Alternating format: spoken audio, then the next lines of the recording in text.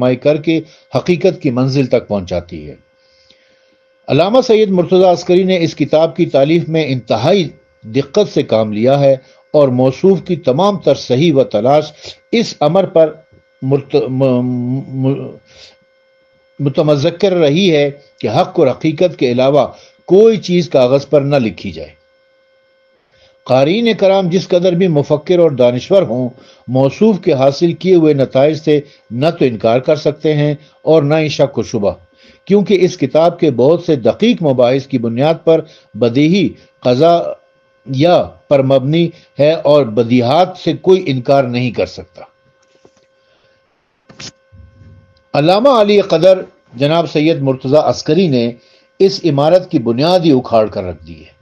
اور اپنی گہری تحقیق سے ثابت کر دیا ہے کہ عبداللہ بن سبا کی حقیقت ایک افسانے کے علاوہ کچھ نہیں ہے، اور یہی وہ حقیقت ہے جو اس کتاب میں بے نقاب ہوئی ہے۔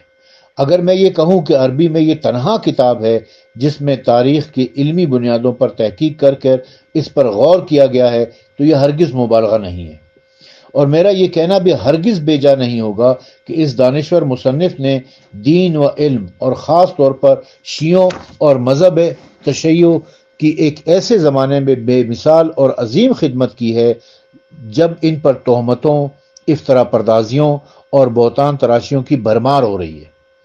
موصوف نے اسلام کی ایک عظیم اور درخشاں خدمت کی ہے، کیونکہ انہوں نے مسلمانوں کے درمیان رخنہ ڈال کر ان کے اتحاد و یکجہتی کو درم برم کر کے انہیں کمزور اور بے بس کر دیا ہے۔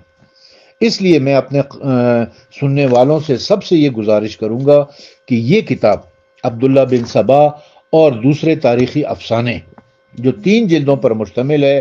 جب بھی آپ کو ملے، جہاں سے بھی آپ کو ملے، اس کو ضرور پڑھیں۔ جب آپ اس کتاب کو پڑھیں گے تو آپ پر یہ حقیقت آشکارا ہو جائے گی کہ یہ جھوٹ ہے، یہ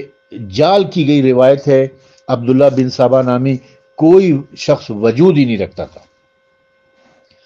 اس کتاب کے مؤلف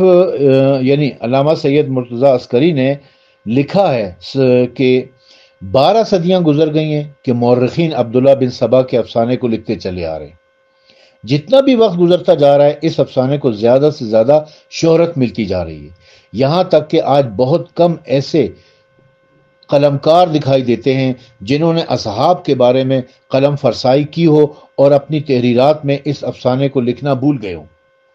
بے شک گزشتہ اور موجودہ قلمکاروں میں یہ فرق ہے کہ قدیمی مؤلفین نے اس افسانے کو حدیث اور روایت کے روپ میں لکھا ہے اور اس افسانے کو اپنی گڑھی ہوئی روایتوں کی صورت میں بیان کیا ہے، جبکہ معاصر مؤلفین نے اس کو علمی اور تحقیقی رنگ سے مزین کیا ہے۔ اس لحاظ سے اگر ہم اس موضوع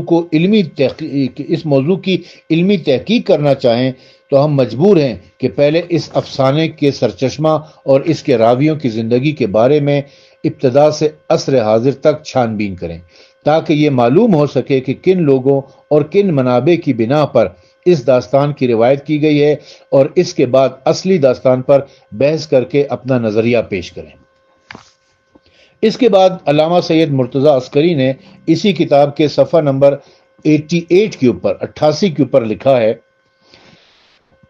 تاریخ طبری قدیم ترین کتاب ہے جس میں عبداللہ بن سبا کی داستانیں تفصیل کے ساتھ بیان کی گئی ہیں، اور ساتھ ہی اس داستان کے راوی کو بھی معین و مشخص کیا گیا ہے۔ اس کے بعد لکھی جانے والی تمام کتابوں میں ابن سبا کی داستان اور سبائیوں